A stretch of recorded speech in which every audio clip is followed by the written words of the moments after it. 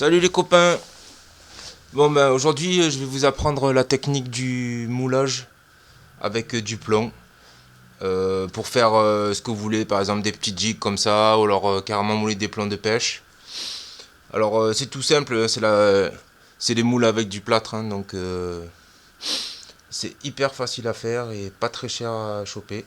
Alors en premier, je vous montre, je prends une feuille de carton, je pose une galette de pâte à modeler.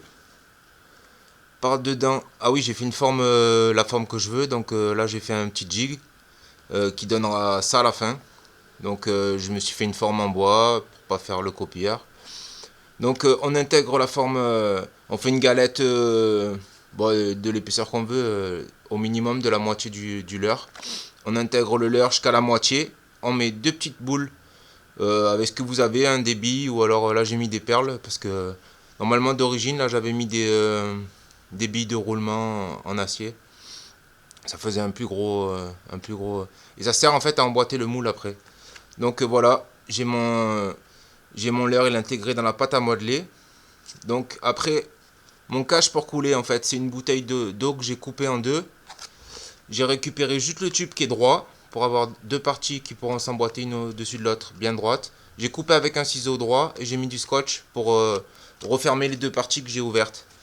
Donc là après c'est tout simple, hein. Il n'y a plus qu'à appliquer la bouteille sur la pâte à modeler. Vous coulez la première partie, vous attendez 2 heures, vous ouvrez le scotch, vous dépliez le plastique et vous sortez ça à l'envers. Comme ça, donc il y a le plâtre qui est coulé, il est posé sur le jig. Ah oui, j'ai oublié aussi, avant de couler, le mieux c'est de mettre un peu d'huile, ce que vous avez, hein, moi je mets de l'huile de tournesol, pour que en fait, le plâtre il se colle pas sur la pâte à modeler, sur le jig et tout ça. Pour démouler à la fin, comme ça, ça fait isolant le gras. Donc je démoule ma première partie et qu'est-ce que je vois? J'ai mes formes de jig.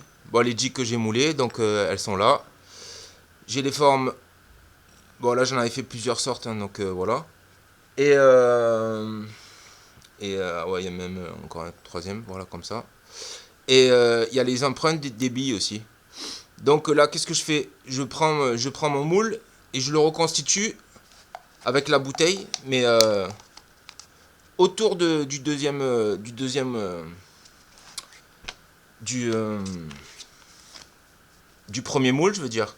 Là, je badigeonne d'huile encore. Je remets juste le moule tout autour, hein, donc là c'est pas la même taille, hein, mais j'ouvre le moule, je remets autour du plâtre pour avoir et par-dessus je recoule encore une coulée de plomb. Bah, bien sûr, n'oubliez pas de mettre l'huile avec un pinceau pour éviter que le plâtre il se colle sur le plâtre. Donc l'huile elle va se mettre entre les deux moules et hop, 2 heures après, qu'est-ce que j'ai ça. Donc là, qu'est-ce que je fais? L'huile elle a séparé les deux parties, donc je rouvre encore mon moule, je sors mes deux parties.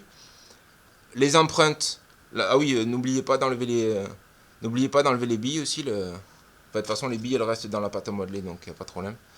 Donc voilà, une fois que j'arrive là, je démoule le deuxième moule, j'enlève mes jigs que j'ai remis dans le deuxième moule. Et là on voit en fait, les petites billes, elles servent à faire des accroches pour emboîter le moule.